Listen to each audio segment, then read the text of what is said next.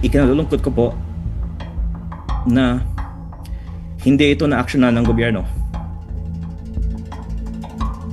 Pero for the record, nung November ko pa sinasabi lahat ito, nung buhay pa si Yusek Cabral. Aaminin ko din po, marami sa Kongreso, nung sinabi ko gusto ko mag-privilege speech para isapubliko ito, nakiusap sa akin na wag isapubliko ito. Pero si Sec Vince mismo ang nagbigay sa akin ng ibang mga files dito. Hindi nga si Yusek Cabral ang nagbigay ng ilang mga files dito sa akin. Si Sec Vince ang nagpabigay sa akin ng ilang mga files dito. At base dito, pwede nating sabihin may at least 150 million pesos DPWH budget insertion para sa bawat congressman. So mabuti kung kausapin lang ni Yusek Claire si Secretary Vince. Wala pong dahilan bakit wala pang sagot si Secretary Vince o si Yusek Claire tungkol sa kanilang koordinasyon sa pagberipika ng authenticity ng mga files na ito. Ano po yung mga nakita ninyong irregular dito sa mga inilabas po ninyong dokumento? Marami po ang pwedeng talakayin tungkol sa mga dokumentong ito. Pero ang siguro basic fact is walang dahilan na hindi tayo transparent sa budget allocations ng ating mga distrito. In fact, some of this data is publicly available, including magkano yung budget na nasa gaan naman ng bawat distrito. Pero yung public data na yon na hindi pinipresenta on a per district basis alone ay surprising sa iilang mga mamamayan kasi ganyang kalaki pala ang nakukuha ng kani-kanilang mga distrito. Ang nakita kong reaction sa Facebook. 3.5 trillion pesos ang DPWH budget ng 2023 to 2026. Ang mga nakukuha ng mga distrito umaabot sa 50 to 60 billion pesos during that time period. Ang mga average siguro, kung 3.5 trillion divided by 253 districts, ay mga nasa 15 billion pesos. At sana napupunta sa magagandang mga proyekto ang 15 billion pesos per district DPWH budget. Pero ang hindi public sa mga files na ito, ang datos kung sino ang nagpro-propose ng mga proyektong ito. At ang isang terminology na na-introduce sa recent discussions surrounding the budget system of Yusek Cabral ay ang term allocable. So ayon sa mga files na ito, 401.3 billion ang allocable budget sa taong 2025. At ang non-allocable o outside allocable ayon sa files na ito ay nasa mga 600 plus billion pesos. Ang 401 billion pesos na ito ay ang district congressman pwedeng mag-errata o amend. Ang outside allocable naman po ay iba ang nagpro-propose ng mga proyekto. Maaaring meron din input or meron din alokasyon ang mga district congressman sa outside allocable. At yun din po ay pwedeng ipaliwanag ng DPWH paano dinidecide yung proponents para sa outside allocable. Pero para sa very short appreciation ng publiko, ang magandang tignan nga po ay magkano ang allocable budget ng bawat district representative at tanungin paano ni Yusek Cabral kinompute ito. Ibinahagi po ni Yusek Cabral sa akin noong June 11 sa aming unang meeting sa kanyang opisina ang kanyang high-level budget allocation formula. At meron nga siya pong acronym dito. Yung acronym nga niya po ay ang kanyang Baseline Balanced Managed Parametric Formula adopted in the National Expenditure Program Preparation. Pero ang lumalabas ay hindi naman ayon sa populasyon, land area o pangangailangan ang budgetary allocation kasi may ilang mga distrito na napakalaki ang alokasyon kahit na mas maliit ang kanilang populasyon kaysa sa mga malalaking distrito na malaki ang pangangailangan pero maliit ang alokasyon. At ang nasabi ko na nga din po sa ibang mga interviews ay napansin ko nga po na may mga distrito na malaki ang populasyon at marami din po kasing mga contractor doon. Kaya maganda na isiwalat sa publiko ang budget ng bawat distrito at bahala na lang po ang publiko maghusga ano ang naging basehan para sa alokasyon ng DPWH sa kanilang mga budget. Wala pong dahilan na mag-cast doubt si Yusek Castro sa in-upload kong data. At I'm sorry to say this, but I think she will make a fool of herself because Secretary Vince and others in DPWH and others in Congress will confirm the authenticity of the files that I've uploaded. So basically, you're saying may formula, hindi nasunod. Is that irregular? Hello? Wala pong formula. Ang una-unang sinasabi ko po ay kahit na hindi ako magsabi na may irregularity dito, mabuting malaman ng publiko ilang bilyon ang DPWH budget ng kanilang mga distrito taon-taon at sa nakaraang mga taon. Baka yung irregular nga dito, bakit ayaw isa publiko ang budget ng bawat distrito sa Pilipinas? Yan po ang irregular. Dapat malaman ng taong bayan saan napunta ang 3.5 trillion pesos budget. Kahit sino na magbibigay ng kanilang opinion, sa tingin ko naman wala naman mag-argue against the need for transparency on the per district budget allocation. Yes, we agree on the transparency, but I just mean, meron po ba kayong plan? Yung irregular po sa akin is actually not the data. It's more the reaction na parang hindi pa nga nila isinasa sa publiko ang kanilang available na budget data. Naglabas lang ako ng budget data tapos ganito po ang kanilang reaction.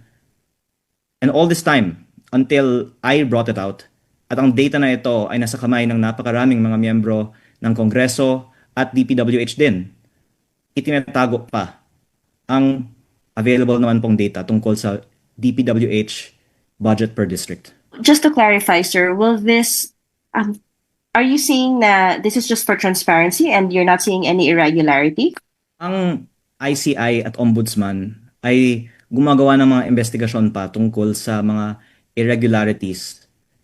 Linking, for example, the proponents of projects to the contractors who are eventually awarded the projects.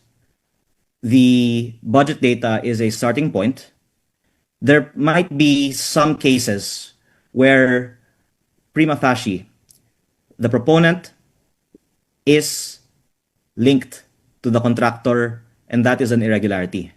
But in other cases, there might have to be some further research on if there is a relationship between the proponent and the contractor, and maybe AMLAC can help find out if there was a financial transaction behind the insertion. But I think the most irregular thing here is bakit itinatago all these years yung budget per district data ng DPWH. At babanggitin ko lang din po na nung September, sinabi ni Sec Vince, isa sa publiko niya ito.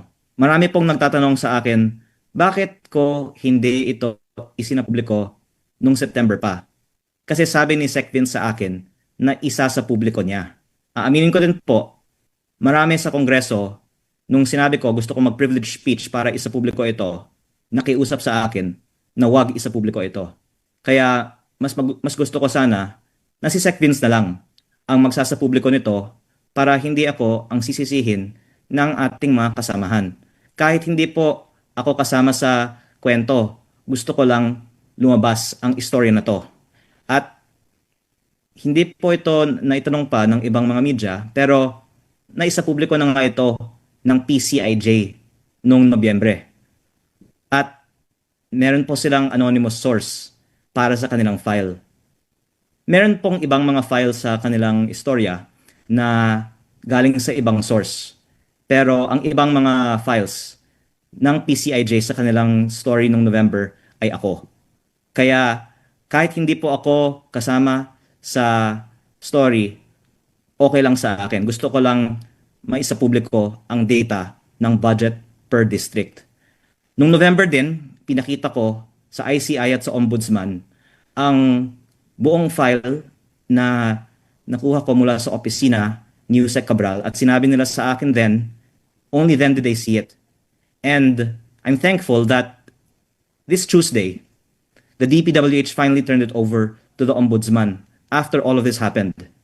I think that I was the one who, in good faith, showed it to them in November, and yet I don't know why people are asking why I'm only talking about this now. I gave an interview in November also talking about this list, in fact, several interviews, and was saying that Yusek Cabral knows more about the DPWH budget than any other official, and that she should be made a state witness. At ikinalulungkot ko po na hindi ito na-actionan ng gobyerno. Pero for the record, nung November ko pa sinasabi lahat ito, nung buhay pa si Yusek Cabral. Sir, itatanong ko lang yung in-upload nyo na 2023 to 2026 data. Meron din bang irregular doon? Again, yung irregular, bakit hindi ito inilalabas after all these years? Ang taong bayan ay may karapatan na malaman saan napunta yung 3.5 trillion pesos. Pero aaminin ko, maraming mga kasamahan ko sa Kongreso galit. Dahil ngayon, nagtatanong ang mga taong bayan sa social media, ang laki pala ng budget, saan napunta? Maraming siguradong nakiusap din kay Sec Vince na wag isa publiko ito. Pero sinabi sa akin ni Sec Vince noong September na gusto niyang maisapubliko ito. Kaya ako gusto nung una na si Sec Vince na lang ang magsapubliko nito para hindi ka questionin pa ng ibang mga ahensya ng gobyerno katulad ni Yusek Claire Castro ang authenticity na ito. Pero si Sec Vince mismo ang nagbigay sa akin ng ibang mga files dito. Hindi nga si Yusek Cabral ang nagbigay ng ilang mga files dito sa akin. Si Sec Vince ang nagpabigay sa akin ng ilang mga files dito. Kaya I'm sorry, but there's a reason I suppose na hindi pa nagpahayag si Secretary Vince sa media. I don't know why Yusek Claire is not coordinating with him. Yusek Claire Castro will make a fool of herself because Sec Vince will confirm the authenticity of the files that I've uploaded. I am assuming that you saw the YouTube live of Yusek Claire Castro earlier today. Would you like to address her statements? I already did that.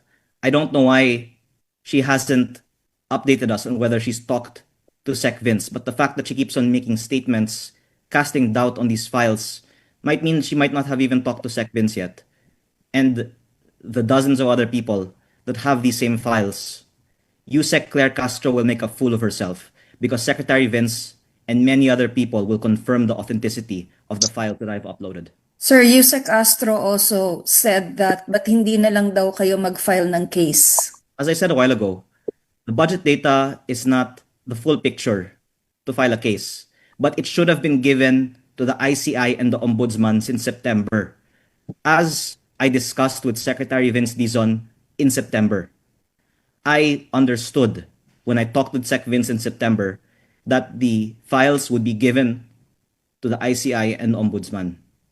And I went to the ICI and Ombudsman in November and showed them the files. I think maybe they don't even know that I did that, but that was already published. It's not my fault if they don't know what I've already published. I showed them to the ICI and the Ombudsman already in November for them to make their case. And I hadn't done it in September because I thought DPWH already did it. So I did it in November, and I'm thankful that now the DPWH has turned it over to the Ombudsman.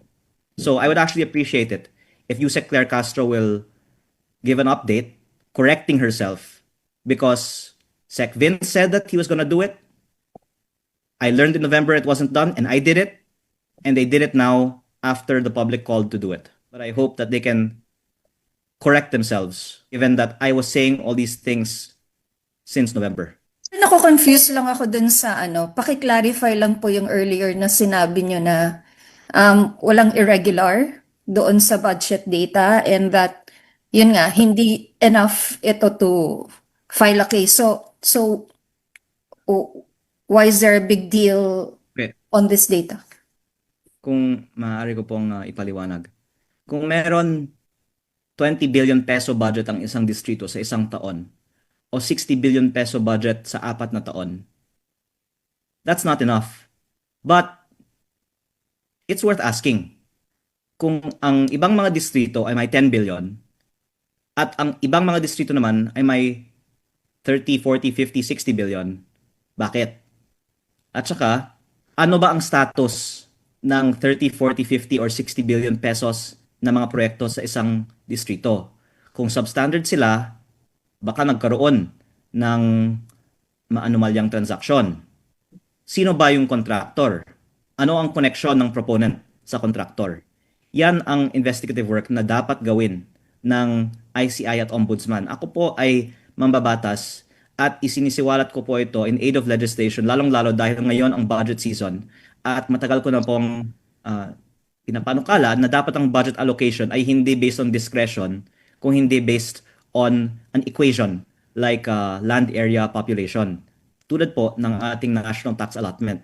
Dahil pag may discretion, ang aking pananaw ay yan ang nag-give rise sa bentahan ng budget, na yun naman din po ay napatunayan. Pero I'll give one example of a maanumalyang budget allocation. Sa aking sariling distrito, ginawa ko na nga po ang investigasyon. Meron pong mga projects na itukoy sa mga files ay allocable mula sa district representative.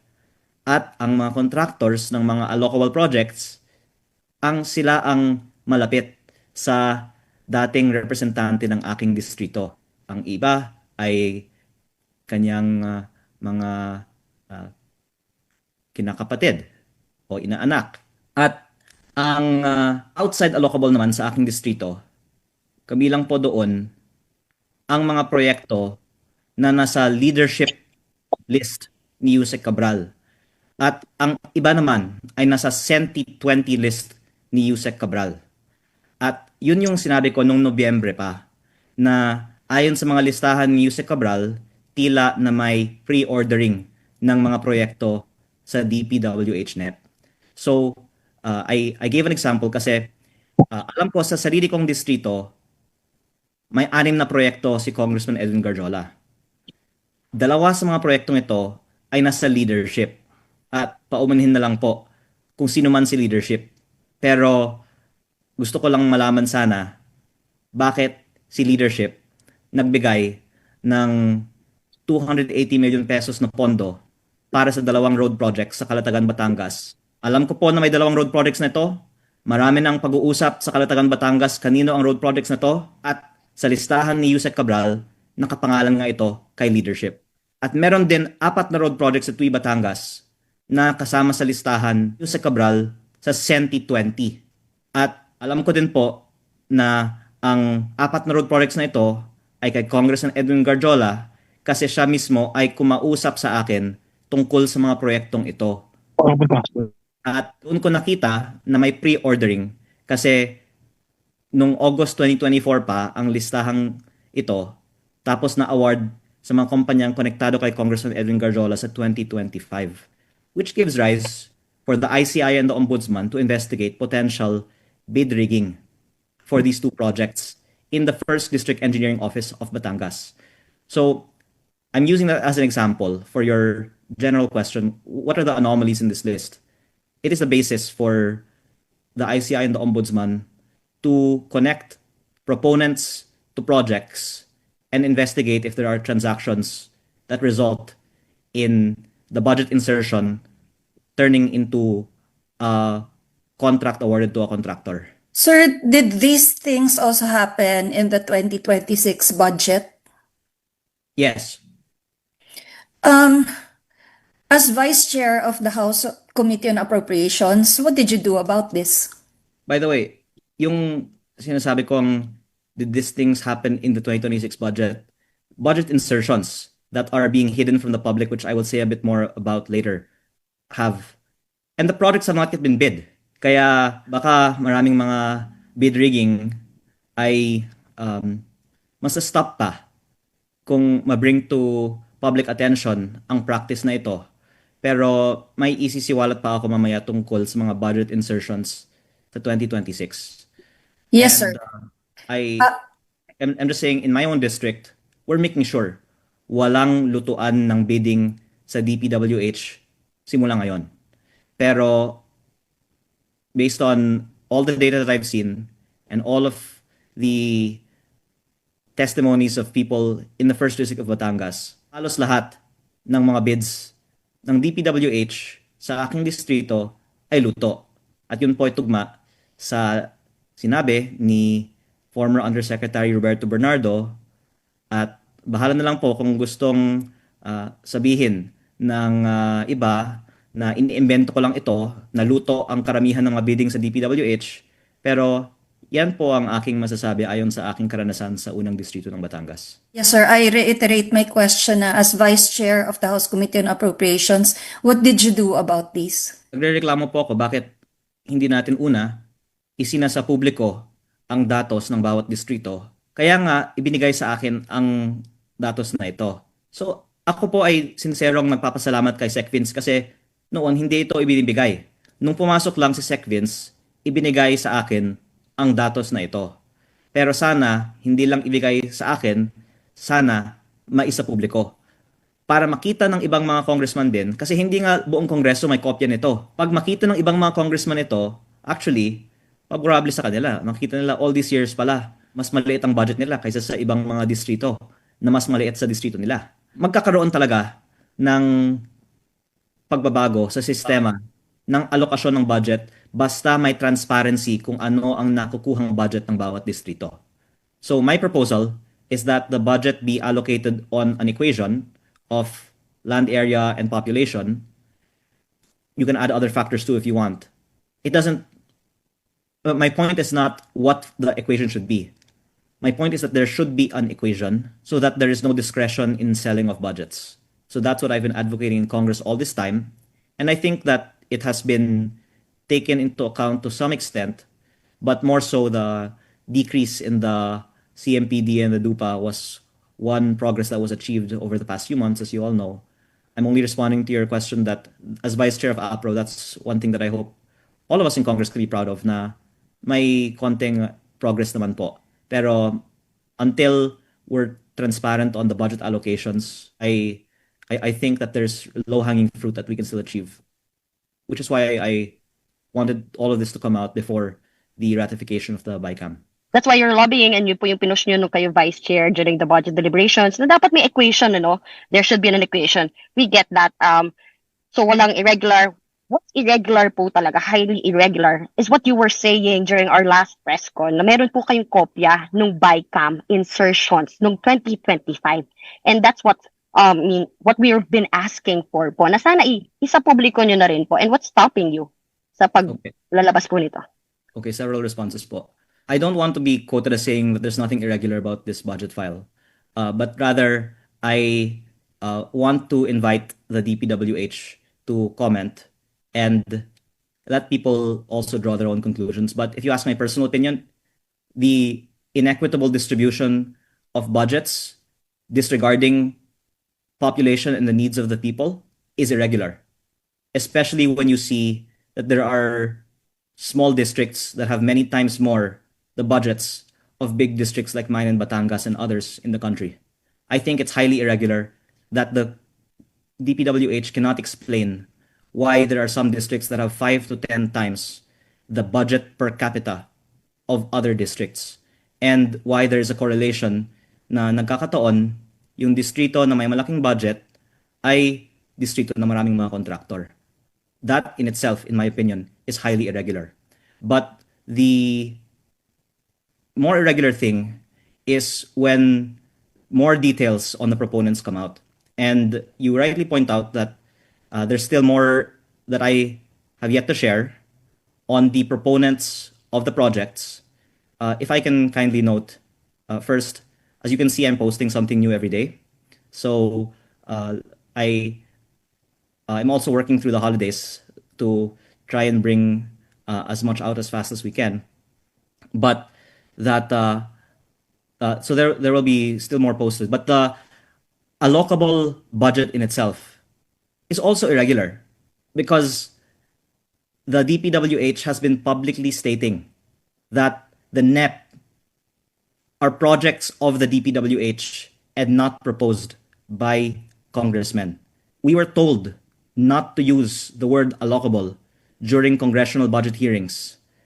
Yusek Cabral had introduced that term to the public, and Secretary Manny Bonoan introduced the term leadership fund to the public. And apart from them, and I think Yusek Bernardo also mentioned allocables in his testimonies, the incumbent officials of the DPWH and in our hearings in Congress were all refraining from using the word allocable. And we're all denying that congressmen have a say in the budgets in their districts in the DPWH budget. And are also denying that projects are submitted to be inserted into the NEP. And in the second part of this press con, I'm going to share some proof that projects are inserted in the NEP. What's irregular is that projects are inserted into the NEP and that this is being denied when it is widely documented. And you can just ask other members of Congress and even their staff. This is what we do while the NEP is being prepared.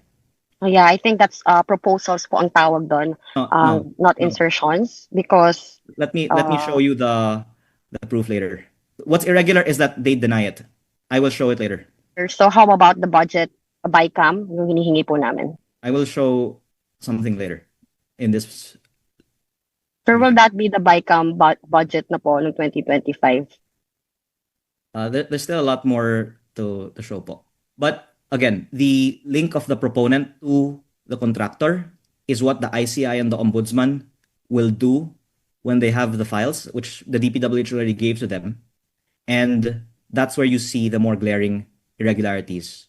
But in my opinion, the fact that the DPWH can't explain how 3.5 trillion pesos was allocated based on a formula they claim they don't understand is irregular. The people deserve to know how that 3.5 trillion pesos was allocated. By the way, I still haven't also touched on how the 214 billion pesos of unprogrammed appropriations was allocated to DPWH projects, because those projects are supposedly priority projects. And I think you will see when we also get to that, which we don't have time for today, that even the selection of the so-called priority projects for the 214 billion pesos of unprogrammed appropriations is also irregular. So please don't interpret what I'm saying as that there's nothing irregular. I'm just inviting others to comment first.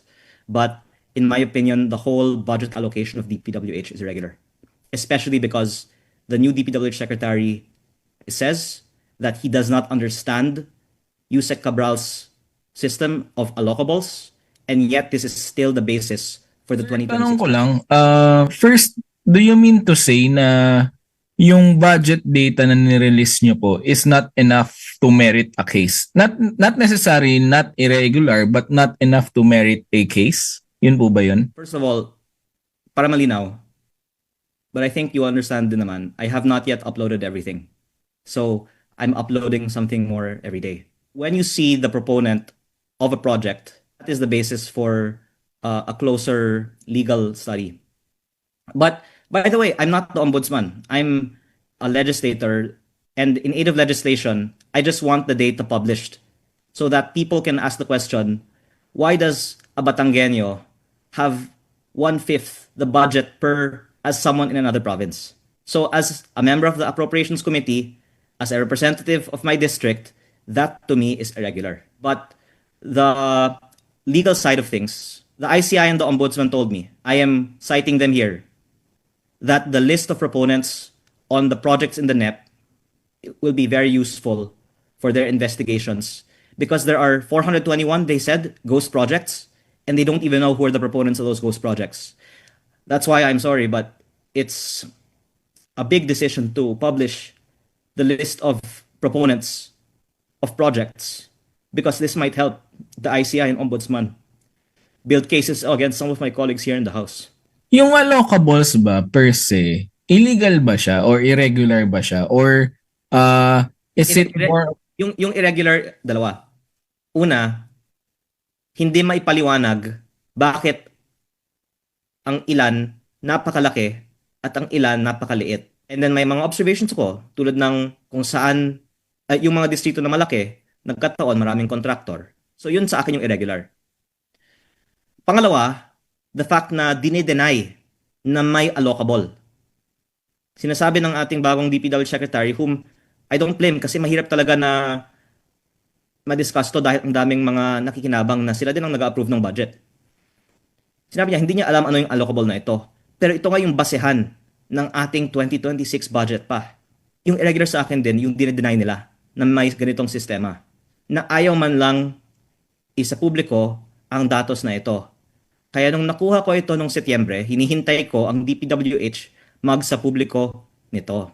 At nung hindi nila isinapubliko, para sa mga nagtatanong bakit ngayon ko lang to ginagawa, ibinigay ko yung meron ako sa PCIJ. Ako yung source sa ilang mga ginamit nila sa kanilang file kahit na hindi sa akin ma-cite nung Nobyembre. Tapos, ngayon, sarili kong Facebook page din ang nag-upload. So, to summarize, dalawang bagay ang irregular. Yung hindi maipaliwanag bakit ang ilan malaki, ang ilan maliit ang budget na walang correlation sa population or land area or other reasonable metrics. At the fact na dinedeny may ganitong sistema at itinatago ang datos sa publiko. But yung mas irregular, pag makikita natin ang mga line-by-line details on sino ang proponent at ang connection ng bawat isa sa contractor. Na sinabi ng ICI at Ombudsman, makakatulong sa kanilang mga hinahandang mga kaso ngayon. ang naiisip ko kasi sir baka may magsabi na kung ibang congressman yan, sige i-name drop ko na kunyari Makabayan Black ang nakakuha ng dokumento. Walang ano sir, walang condition eh. I-release na nila kasi wala silang pakialam sa DPWH eh. So sir, parang are you also parang naninimbang po kayo kasi baka nga mahirapan yung trabaho niyo sa Kongreso kapag talagang inaway po kayo ng ibang mga congressman? Noong October 16, nag-press briefing ako tungkol sa mga contractor appointees ng DPWH na ako ay napapasalamat. A few weeks ago, inamin ni Secretary Vince Dizon at ng DPWH na tama ako. Dalawa ng mga appointees ng bagong liderato ng DPWH ay mismong contractor ng DPWH. At yung isa na nagpasok sa kanila na nag-resign una na si Yusek Ari Perez ay konektado kay Congressman Edwin Garjola at sinubukang ilapit si Congressman Garjola kay Sec Vince para makakuha ng kontrata. Anyway, yun po ang backstory. When I was giving that press briefing, may tumawag sa akin na mataas na opisyal ng DPWH on behalf of Sec Vince Dizon. At ang pinag-usapan sa telepono ay ang budget ng distrito ko. Ayaw ko naman na maapektuhan ang budget ng distrito ko dahil sa ginagawa ko ngayon. Pero ako po ay nagtitiwala na dahil tama naman na malaman ng publiko ang budget ng bawat distrito, the fact na tinawagan ako tungkol sa budget ng distrito ko sa gitna ng ating press con alone is proof na ang budget ay ina-allocate din for purposes other than the need of the districts. At minsan, ito nga din ay ginagamit bilang leverage over members of Congress. Pero nagtitiwala po ako na hindi maapektuhan ang budget ng distrito ko dahil sa ginawa ko ngayon. Pero yan pong dahilan na pinatawag ako noong October 16 sa gitna ng press briefing para ipaalala sa akin ang budget ng distrito ko.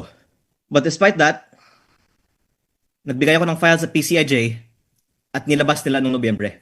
Kakapasok ko lang po, merong statement po si Yusek Claire Castro. Ang sabi niya, babasahin ko po sir sabi niya, why should this representation prove the alleged Cabral's files he claims to possess? He has started bragging about them, so it is his responsibility to prove their authenticity.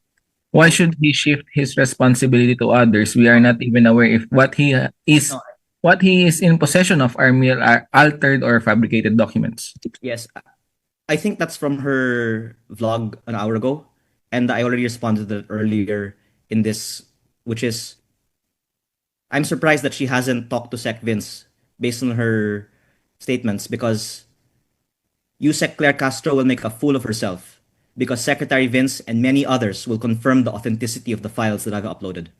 Sir, you mentioned about the call last October during the press call. We were there.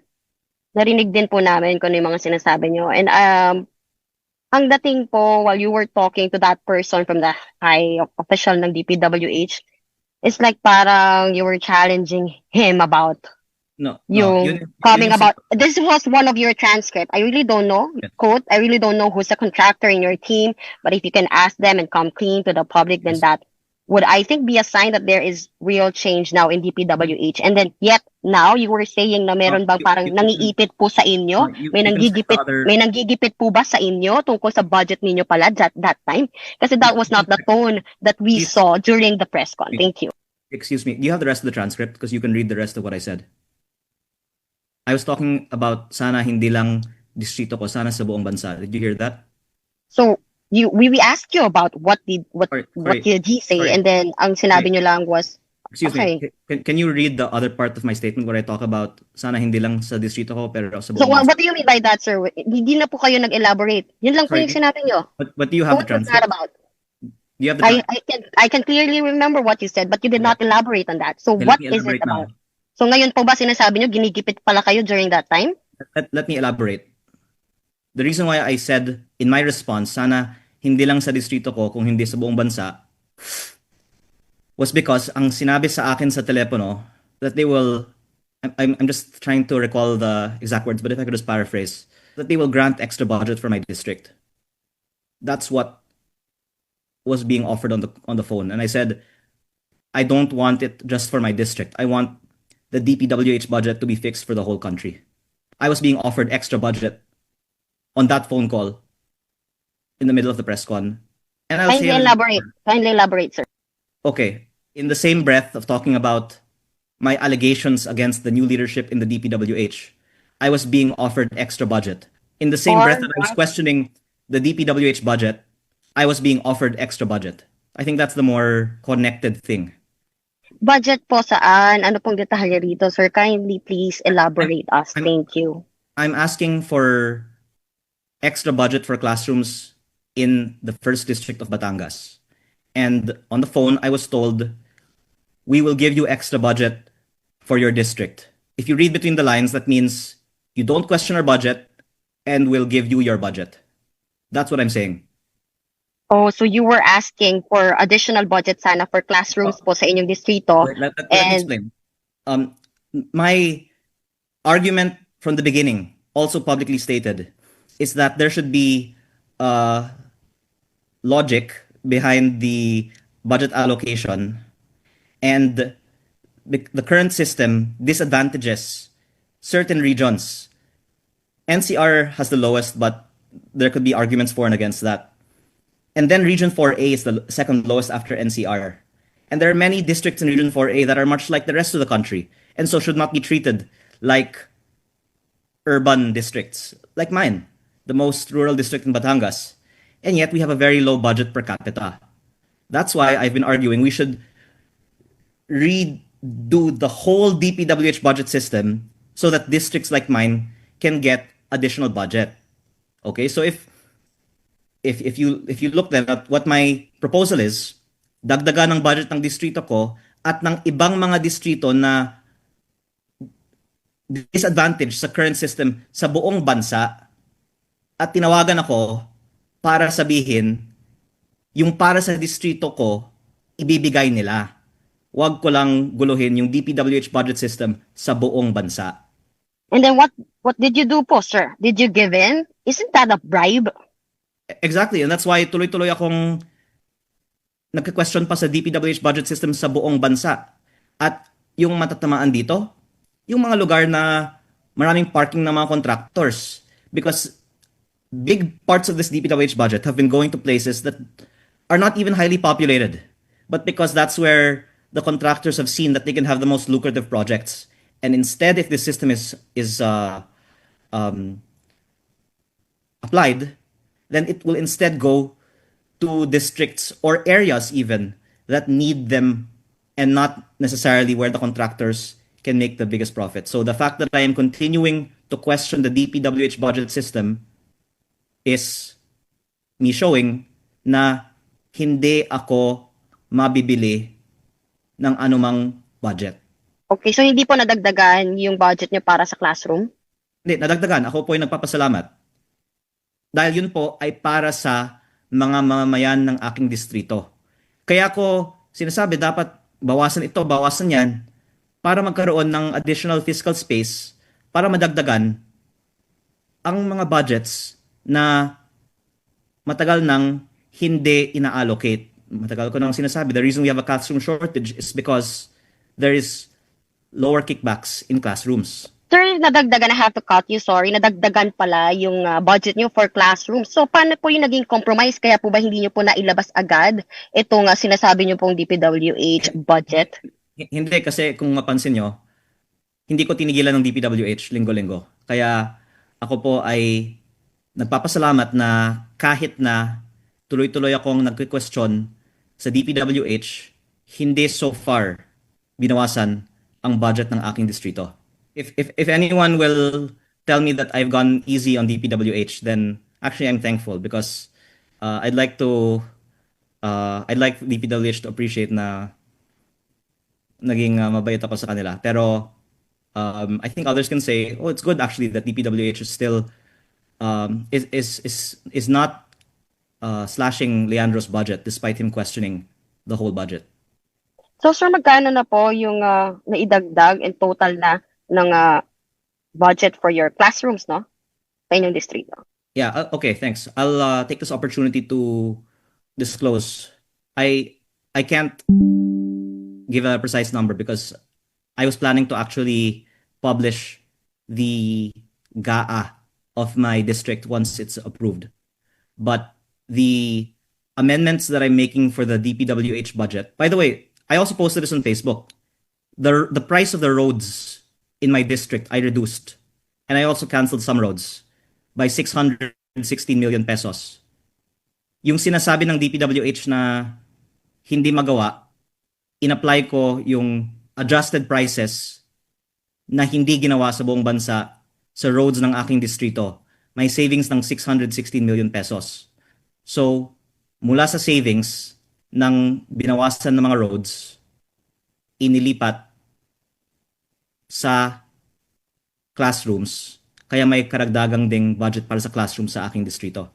By the way, I haven't even gotten to my main point of my press con yet. This might take a very long time. But do you have any more questions, Marian? Whatever I've said so far is, I think, less interesting than what I'm going to say after. Just to wrap up on the Cabral DPWH documents.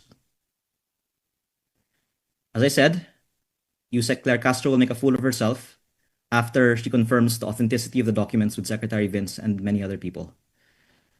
And what is irregular is that it is so unequal and cannot be explained, and yet is still the basis of the budget, and that many people have asked this not to be released, and that I can really say it's being hidden from the public, and the public deserves to know where the budget is going. Now, having said that, what I wanted to emphasize is the inaccurate statements, or perhaps more bluntly put, lies, in regards to how the DPWH NEP is done. Because actually, a lot of people say, oh, there's nothing irregular about congressmen submitting projects to the DPWH budget. But I would just like to bring attention to the fact that it is denied that congressmen submit projects to the DPWH budget. Kaya nga po si Senator Ping Lacson ay nagbunyag na si Yusek Cabral ay nag-alok ng 500M insertion sa NEP, di ba? Dahil dapat galing lang sa DPWH ito ayon sa mga pahayag ng DPWH. Please allow me to play a few clips from the DPWH budget hearings. Yes, I believe nilabas po ni si Bryce Hernandez po. Now, because of that, just please indulge my curiosity. May I ask the good secretary if there were any projects that were nominated by any senator, and if yes, could we be provided a detailed report on this? According to our staff po, wala po silang alam na merong ganong mga proyekto. Okay, Mr. Chair, that's very So, according to the staff, wala silang alam na may mga proyekto na ninonominate. Ito naman po, muli sa plenary discussions on the DPWH budget. DPWH mismo ang nag-submit nito ay for now hindi mo matatawag na congressional insertion, tama? Oo. Lahat po 'yan ay the president's budget, tama po. Tama, Madam Speaker, Okay. Honor, hindi ito galing sa congressional Okay. mga congressman, kung hindi ito galing sa district office at mga Okay. regional offices ng Department of Public Works Okay. and Highways na napaloob sa RBPs. Hindi galing sa congressman, galing sa DPWH. Hindi man lang sinabi, galing sa DPWH with the input ng congressman. Hindi galing sa congressman. Sige, kaya nga ito po yung in other words, this is an amended NEP, no? Kaya usually sa DBM terminology nababasa ko po, the NEP is the president's budget. Tama po. Yes, of course, Tama. led by President's budget. Okay. All right. So dito na po tayo sa susunod na issue, yung usapin po ng unprog. Okay. So, hindi daw galing sa congressman. If you will allow me to go into the second part of my presentation today, because I take exception to the statement that ako po ay nagsinungaling na may insertion si Congressman Terry Redon at ang Bicol Saro party list. And I'm also gonna play the relevant interviews when I made that claim as well to prove that even what I said in that interview is accurate. But even during our recent press briefing in the House, nakasingit na rin po ang discussion kung ang mga congressman ba ay nagsasubmit ng mga proyekto. Ang sinasabi ng iba, normal lang yan sa GAB. Pero ang mga congressman ay nagsasubmit ng mga proyekto hindi lang sa GAB, kung hindi sa NEP. Muli, parang normal lang naman na may submission sa NEP. Pero it's denied. And I just want to put it on the record that, again, yung sinabi ni Senator Lacson na inalok kay SP Soto na 500M, yun ay ginawa nga informally. And again, it was treated as a surprise in the Senate. But in the House, it is widely documented and should not be denied. And before the approval of the 2026 budget, I just want to put on record, it is a lie to say na hindi galing sa congressman ang ibang mga proyekto sa NEP at walang mga ninonominate ang mga congressman. I really beg pardon to my colleagues, but because of the statements of other members of Congress disputing that projects are submitted by congressmen into the NEP, and also in contradiction to the statements that were given on the two instances that I played from the YouTube video of the House, where there's a denial that congressmen submit projects into the NEP. This is a Viber group chat, June 10, before the NEP was submitted. Good afternoon, chiefs. Please be reminded of the submission of hard and soft projects for fiscal year 2026. Official email address for submission of regular BIP. appropriationscommittee.committee@house.gov.ph. 150M infra for district rep, 160M infra for party list rep, 30M soft for district and party list rep. Please email in Excel file and with attached e-signature. And on the right are the forms that are filled up. To a normal person, this is totally expected that people insert projects into the NEP. But, as I played a while ago, the claim is that hindi nagsasubmit ang congressman sa NEP. Kaya, gusto ko lang pong linawin, hindi ako sinungaling. Ang magsasabi na ang congressman ay hindi nag-i-insert ng project sa NEP pa lang bago pa ang GAB ang nagsisinungaling. Aminin na natin ang widely documented fact na bawat congressman ay pwedeng mag-insert ng 150 million pesos sa NEP. Ito po ay ibinibigay natin sa June at kasama sa lumalabas na NEP sa July. Ako po mismo ay nag-submit. Lumabas ang mga multipurpose buildings na para sa mga eskwelahan sa aking distrito. Ang mga ibang congressman, for example na party list, ay nagsusulat. Minsan hindi nagsusulat. Pero nagsasubmit. At sa sarili kong distrito, meron din mga projects na lumabas sa NEP na in-insert ng ibang mga party list. Kasi ang mga party list minsan nga ay nagsusulat. Kaya alam kong tunay na ginawa ito, hindi lang sa iilan sa amin, kung hindi pati sa mga party list, kasi may mga party list din na nagsulat sa akin na ito po ang sinabit namin sa DPWH in June at yun ay lumabas at nasa NEP ng unang distrito ng Batangas.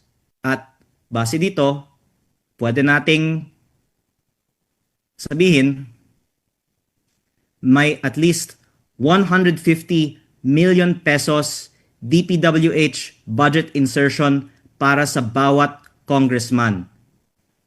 At hindi lang po para sa mga district representatives. Not saying that hindi po dapat ito. Gusto ko lang pong linawin ang facts. Every party list representative can submit projects into the NEP. There are some maybe that don't. And if I'm not mistaken, if you're not part of the party list coalition, maybe you're not given because the allocations are submitted to the parties and it's the parties that submit them to the DPWH for the preparation of the NEP. But because may isang kasamahan ko sa Kongreso na nagsabi na nagsinungaling ako at may iba pang mga nagsabi na hindi sa GAB naman lumalabas, hindi sa NEP. I just want to set the record straight. According to this, hindi lang 150. Dagdag pala para sa party list. May 160 million pesos infra for party list rep na pwedeng ipasok sa DPWH NEP. May 160 million pesos infra per party list representative na pwedeng ipasok sa DPWH NEP. The relevance of this is, again, I would like to give credit to Congressman Toby Chanco for calling on the House to reveal the projects proposed by party list representatives. Again, there's nothing wrong with allowing party list representatives to propose projects, but why are we hiding them? And while we're at it, even the district representatives, because we know there's a 400 billion allocable budget out of the 1 trillion 2025 DPWH budget, and it's good to know what of that 1 trillion is from the district representative, what is from other proponents. And what the DPWH has said is they don't know who are some of the proponents. Ang mga kasama natin sa majority, no? Kaya last na po ito, promise. Okay. Ano po ba? Ito ang tanong ngayon. No, wala pong line item, lump sum ang unprogrammed appropriations. There was 61 billion in 2023 and 153 billion in 2024. No? Paano, ano po ang proseso na para mapondohan yung ang infrastructure projects from unprogrammed appropriations? Well, coming from the district, magsasubmit yung mga district engineering offices at saka regional offices ng mga request for funding under unprogrammed. Okay. Vetted ito ng planning service ng Department of Public Works and Highways, and then it will be submitted to DBM. DBM for the release of fund. Pero halos hindi lahat ng requested nilang or submitted nilang listing ay mapunduhan. It will depend upon the availability of course of fund. Okay. Ayon po sa tama po ba ang gumagabay po sa availment of unprogrammed appropriations ayun po mismong special provisions ng unprogrammed appropriations sa GAA. Tama po. So ang sinusunod po natin dito, release of funds, availment of the unprogrammed appropriations. Release of funds shall be subject to the submission of a special budget request. So, sino po ang nagsasubmit ng special budget request? Ang Department of Public Works and Highways po ang mag-submit ng special budget request. So, yung secretary po ng DPWH. Yes, yung secretary ng... So, kaya po, kanina sabi nyo, hindi alam ng DPWH kung ano yung mga proyekto sa unprogrammed. Alam po kasi tanong po sa ating sponsor ay sa inyong sistema ng tracking, Ito po. alam nyo ba kung sino ang proponent? No? At maaari bang isama ito sa transparency? No? I second the motion of Congressman Antonio Tino. Question, alam nyo ba kung sino ang proponent at maaari ba itong isama sa sistema ng transparency? Talaga malinaw at wala nang intriga. Kung ikaw ay nag-insert man, ikaw ang proponent, malinaw ang ownership, kumbaga, or accountability dun sa proyekto na yon. Definitely hindi alam, Madam Speaker, ng DPWH dahil after NEP na ho yan. So, Definitely hindi alam ng DPWH sino ang proponent kasi after NEP na lang ang mga proponent. Definitely hindi alam ng DPWH. dahil tapos na ang NEP, ang alam lang nilang mga projects ay yung nakasaad sa NEP. Kasi sila ang gumawa ng NEP. Sila ang gumawa ng Hindi NEP. po yata tama yung sagot na yon. Kasi po ngayon, last na po dahil nakatingin po sa atin ang mga kasama natin sa majority, no? Kaya last na po ito, promise. Okay. Ano po ba? Ito ang tanong ngayon. No, wala pong line item, lump sum ang unprogrammed appropriations. There was 61 billion in 2023 and 153 billion in 2024. No? Paano, ano po ang proseso na para mapondohan yung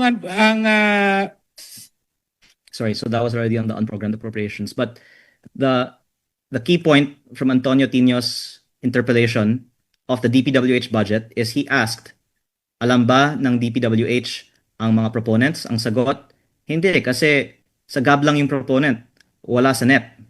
So there's two falsehoods there na yung proponent lang ay nasagab at wala daw sa NEP, and pangalawa na hindi nila alam. I'm sorry that the public is impatiently waiting for more informations to be released on the proponents in the NEP. But I want to give the DPWH and USEC Claire Castro the chance to set the record straight before I prove that they have been lying. For them to say that there are no proponents in the NEP and they don't know who are the proponents in the NEP is a lie. I'm saying that on the record. And I don't want the 2026 budget to be ratified without setting the record straight that there are budget insertions in the NEP and that the DPWH knows who are the proponents, and if they don't want to release the proponents, they should explain why. And one data point is the list of USEC Cabral, but the other data point is this group chat, and there are similar communications like this across the House of Representatives where 150M infra for district rep and 160M infra for party list rep is submitted. And lumalabas ang mga proposals na ito hindi sa GAB kung hindi sa NEP. At kung may ganitong datos ang House at ang DPWH, bakit hindi inilalabas kung ano yung 150 ng bawat membro? Ako yung 150 ko, ilalabas ko. In fact, itapost ko naman sa Facebook lahat ng amendment ko para sa mga classroom, multipurpose building, pati water system. Na ito po ang pangangailangan ng aking mga kadistrito. Ang gusto nga nila, mga proyektong ito, kaya binawasan ko pa ang roads, pati yung presyo ng mga roads sa aking distrito para madagdagan ang classroom and multipurpose building budget para sa aking distrito. Hindi ko tinatago. At may dokumento sa House na, itong mga classrooms at multipurpose buildings ang aking request. Ang House, pati ang DPWH ay may datos sa request ng bawat isa at kung ano man ang lumalabas sa NEP na nanggaling sa kanila. Kaya ang punto ko lang po, wag natin ide-deny na may mga projects sa NEP na sinubmit ng mga congressman at kung itinatago natin, sana ipaliwanag bakit natin itinatago. Kasi karamihan naman ng mga proposals sa 150 or 160 na ito ay ginagamit sa mga magagandang, let's say, barangay requests. Yung mga maliliit kasi na barangay projects, yung mga hindi madaling pagkakitaan kumpara sa mga 150 million peso road or flood control project. Pero ang isiniwalat ko po ay ang Bicol Saro Party List sa 2025 ay may insertion sa NEP na 275 million, total 150 million peso road project sa Pamplona at Pasacao, Camarines Sur na parehong na-award sa Bicol Gold Rock at 2% of the approved budget for contract na ang kumpanyang yun ay siya din ang contractor sa mahigit 40 billion pesos in projects in Bicol and also happens to be the top contractor in my district. Halimbawa lang po yun. Gusto kong malaman ng publiko sana ano yung 150M na sinubmit ng bawat miyembro ng Kongreso. Kung gusto ng DPWH maging transparent tayo sa 2026 budget, ilabas lang nila. Tama, wag yung cherry-picked. Ilabas na lang yung sinubmit ng mga projects ng bawat miyembro. They have this data. They can submit it today. If they do not submit it today, I would like them to at least confirm that the statements that there is no such data and there are no such submissions is a lie. And I'm sorry if there are other members of Congress who don't want this disclosed, but there is 150 million at least for every member of Congress if they wish to submit. Others maybe don't because they're not in a party or they don't even want to submit. But there is this allocation for every member of Congress. Now, on the subject of allocations for every member of Congress, I would like also to put on the record that there are systems of allocables outside the DPWH that there are allocables in maybe every agency of government, depending on the efforts of the member of Congress or of government. And some of this is inserted in the NEP. You can see here, there's 30M soft for district and party list rep. Yan po ay MAIP and AIX, tupad, at iba pa. Ako po ay nag-request din ng AIX at MAIP para sa aking distrito. Kasi may mga ganitong alokasyon, kawawa naman ang mga kadistrito natin kung hindi natin ginagamit. Pero, ang hinihiling ko, wag nating itago na may ganitong sistema of hard and soft pork per congressman. At bilang congressman, gusto kong malaman magkano ang alokasyon ng bawat isa. Kasi if I can then transition to outside DPWH, ang isiniwalat po natin, meron 401 billion peso taon-taong allocable DPWH budget ng mga district congressman.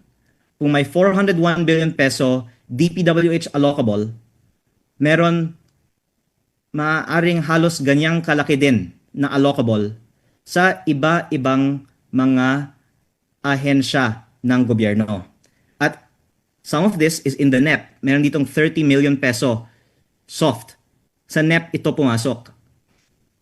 Pero meron din lumalabas sa GAB. And the second thing I would like to introduce today is that the allocations in the GAB are given during the budget process. And I'm sorry to share this. Can you see my PowerPoint slide? Paumanhin po sa aking mga kasamahan sa Kongreso. Pero let me just narrate the following facts which I can also submit in a sworn affidavit. On September 30, I received this Viber message. Good morning po, VC Leandro Leviste. This is Attorney Jolina from the office of Chair Mika Swansing. May I call po? So may topic na ayaw niyang isulat. And in this phone call that we had, she said, can we meet in the lounge? So that day, I met Attorney Jolina in the lounge. And she showed me this file in the bottom. This file in the bottom was printed out, and it says here DOH MAIP, DOLE TUPAD, GIP, DSWD AIX, DA FMR, others, DA, DepEd, NIA, other soft, and DPWH, with the amounts, and it totals 151 million pesos. And the most important thing, I think, is the manner in which this was presented to me, that it was not put in writing what the purpose for the meeting was, and that I was asked to discuss this highly confidential matter in the lounge, and the following thing that Attorney Jolina told me that I can put in a sworn affidavit. She said, Kong, this is your incentive. I would like to know why she said, this is your incentive. This was when the 2026 budget was being finalized. Here's the Viber of Attorney Jolina. September 30, 2025. Good morning po, VC Leandro Leviste. This is Attorney Jolina from the office of Chair Mika Swansing. May I call po? And she said, can we meet in the lounge? And didn't say precisely for what.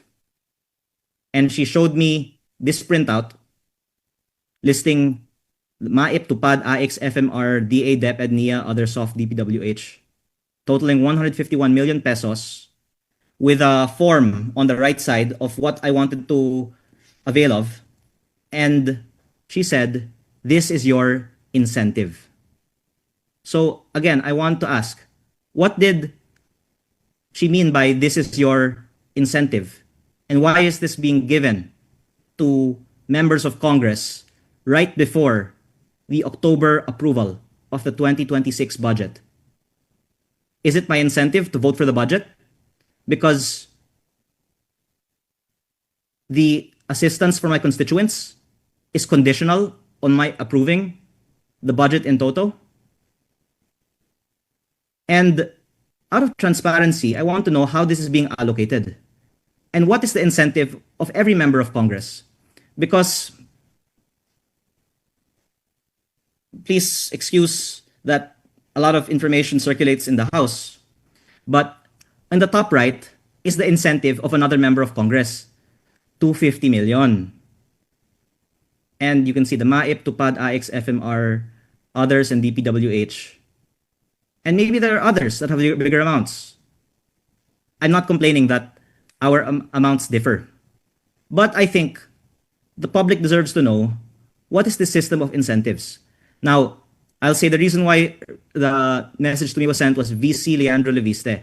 This is my incentive also, given my position as a vice chair of APRO. By the way, there are other benefits being given to vice chairs of APRO. And there are other incentives being given to people who are maybe a senior member of Congress. Among the vice chairs of APRO, it's not all the same incentive. And because this is public money, I want to know what is the total allocation of every member of Congress for MAIP, TUPAD, AX, FMR, classrooms, and other allocables. Before, there was no discussion on the allocables in the DPWH budget. Now, there is. But there should also be disclosure on the allocation of MAIP, TUPAD, AX, FMR. There's even a new presidential assistance for farmers and fisherfolk where 10 billion pesos will be given for around 1.4 million farmers at 7,000 pesos each. I want to know how much of that's going to be allocated to each district. And is it based on need? Or is it based on what Attorney Jolina told me, as I will put in a sworn statement, that this is my incentive? Secondly, there are other incentives given to members of Congress that coincide with the approval of the budget on second reading and third reading in October, and the approval of the BICAM ratification coinciding also with Christmas.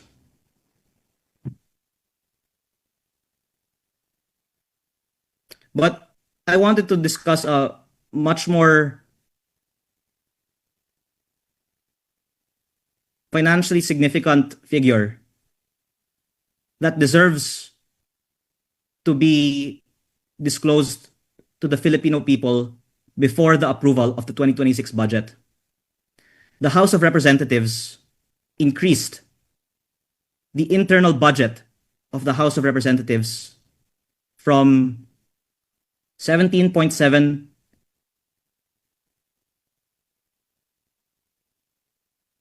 billion pesos to 27.7 billion pesos, an approximately 10 billion peso increase, slightly less.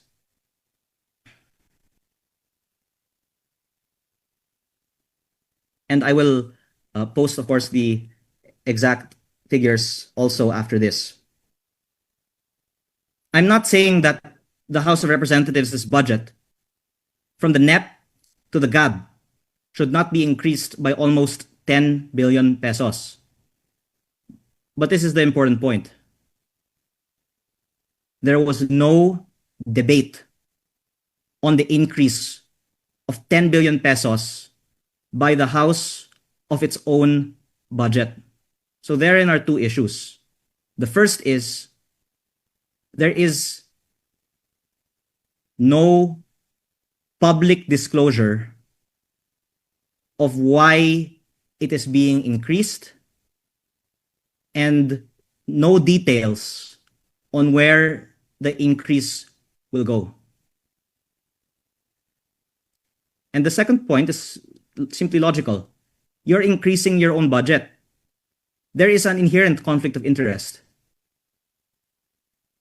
When you are increasing your own budget, there is an inherent conflict of interest. That should not be a controversial thing for me to point out.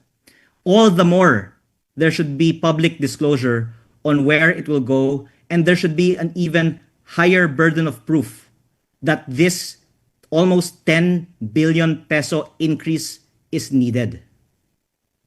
Who will be the check and balance if we are approving and increasing our own budget? We're not even approving what the executive submitted in the NEP. We are increasing it. So it's one thing if there was a NEP submission that is approved without debate, but we increased the budget with no announcement that this was being increased and no debate on the floor. Other agencies with smaller amounts need to go through debate. This was not debated. It was just increased. Why was there an increase of 10 billion pesos with no debate on the floor and no opportunity for any member of Congress to ask where this 10 billion pesos will go? It happens that the majority of this increase goes into MOOE, or maintenance and other operating expenses, which we can see here in the NEP on the left is approximately 10.7 billion pesos. And then on the bottom right, in the GAB, is approximately 18.5 billion pesos. So you have an almost 8 billion peso increase in MOOE. And I have asked and I have not yet been given a breakdown of where what will be the 18.578 billion peso MOOE budget of the House of Representatives will go. I am still doing research on where this MOOE of the House has always gone. So because I've already covered a lot, maybe you will allow me to save my findings for another day. And I'm not saying it's wrong, but I'm saying the process is wrong. We increased our budget by almost 10 billion, of which almost 8 billion was in MOOE. And there is no debate or explanation on where this almost 8 billion pesos increase in MOOE will go. The executive set the budget at this amount, supposedly because it was already sufficient. And yet, we increased it to be above what the executive said was sufficient. So where will this almost 8 billion peso increase in MOOE go? I will put it in terms that can be well understood by the Filipino people.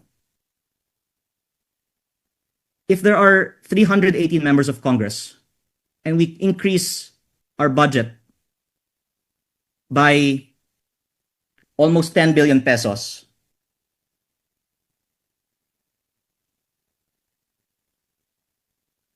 we increased the budget of Congress by an amount that is equivalent to approximately 31 million pesos per congressman. This is not like increasing the DPWH budget, where the official response is that the budget goes into DPWH projects and there is no prima facie evidence that members of Congress have any benefit on this budget. There is no prima facie evidence that members of Congress benefit from the DPWH budget. But the budget of Congress for MOOE goes to members of Congress. And perhaps not equally. Because if you do the numbers, if there's a 10 billion peso increase for a 318-member body, that is approximately the House increased its budget by 31 million pesos per congressman, above the level of what the executive proposed, and there was no debate, and there is naturally a conflict of interest, so there should be even more debate on this. And no one is asking where the 31 million pesos per congressman will go. I have said that I have not received, I have not taken, I have not collected neither my salary nor my office budget.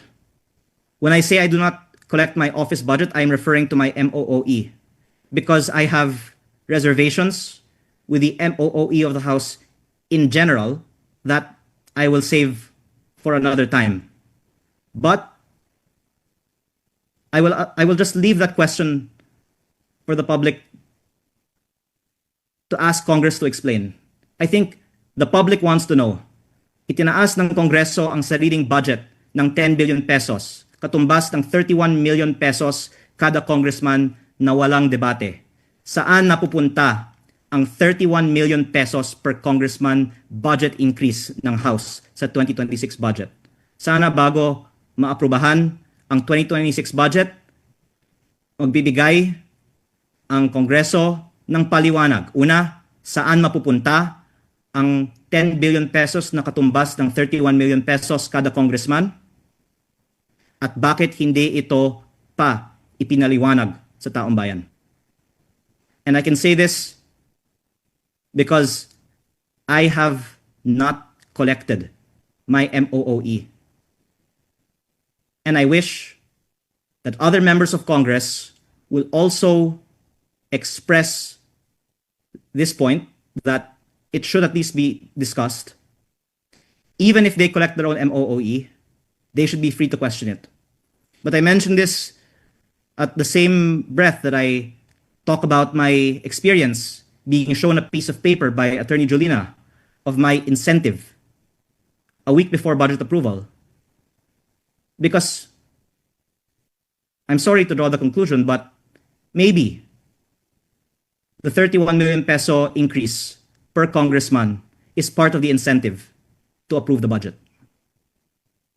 And now, another time we'll discuss our findings of where it goes. So, to end this then, and to connect it back to our theme for today, which is allocables, there's 400 billion pesos of DPWH allocables. There's, as we can see here, also a lot of non-DPWH allocables. This is all public funds, and I want to know how much is the allocable of every member of Congress and for every government agency to practice the same level of transparency that Secretary Vince has been pushing for in the DPWH by disclosing the allocation per district of MAIP, TUPAD, AIX, Farm to Market Roads, classrooms. I am not a hypocrite. I admit that to serve my district, we're trying to get as much budget as we can for each of these things, especially classrooms. And I'm being transparent about this kasi wala akong itinatago. Kasi para sa mga mamamayan po na lang naman ng aking distrito ito at hindi para sa akin. Kaya kung hindi tayo transparent, kung hanggang ngayon, hindi ito inaamin na may ganitong sistema ng allocable, hindi lang sa DPWH, kung hindi pati sa ibang mga ahensya ng gobyerno, bakit natin ito itatago? At bakit pa natin sinasabi na wala? Hindi lang no comment, nagsisinungaling pa tayo. Kaya sana po, magdalawang isip na, kahit sino man sa gobyerno na magsasabi sa akin na ako ay sinungaling, hindi po ako sinungaling. Ang nagsasabi na ang mga congressman ay hindi binibigyan ng 150 million pesos plus insertion sa DPWH budget sa NEP pa lang ang nagsisinungaling. Ang nagsasabi na walang ganitong sistema ng mga allocables sa DOH, DOLE, DSWD, DA, DepEd at NIA ang nagsisinungaling.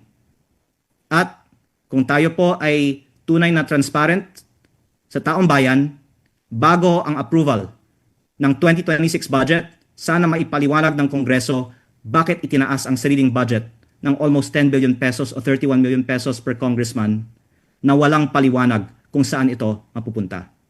Yes. Yes, sir. Just to put it on record, ano po ba yung tamang paraan to, advocate for the projects and allocations na kailangan po ng inyong ng distrito, ng mga constituency, ng mga members of Congress and even members of the Senate? As I take it, familiarity rin siguro over the years, tama po ba? The right way to propose for your constituents is to wait for the submission of the NEP. 'Di ba? Dapat mag-antay munang masubmit yung NEP, and then members of the House can, propose there na ito dapat may ganitong allocation yung aking district for this purpose, like classrooms or MAIF or TUPAD. Would that be correct, sir? Na dapat mag-antay muna ng NEP submission, hindi ahead of the NEP ang pag-submit nyo ng mga proposal. Tama po ba? Yes, I'm not questioning the outcome. I'm questioning the process. That one word, transparency. Bakit natin itiyatago magkano ang allocable natin sa DPWH? At bakit natin itiyatago magkano ang allocable natin sa DOH, DSWD, DOLE, DA, DepEd?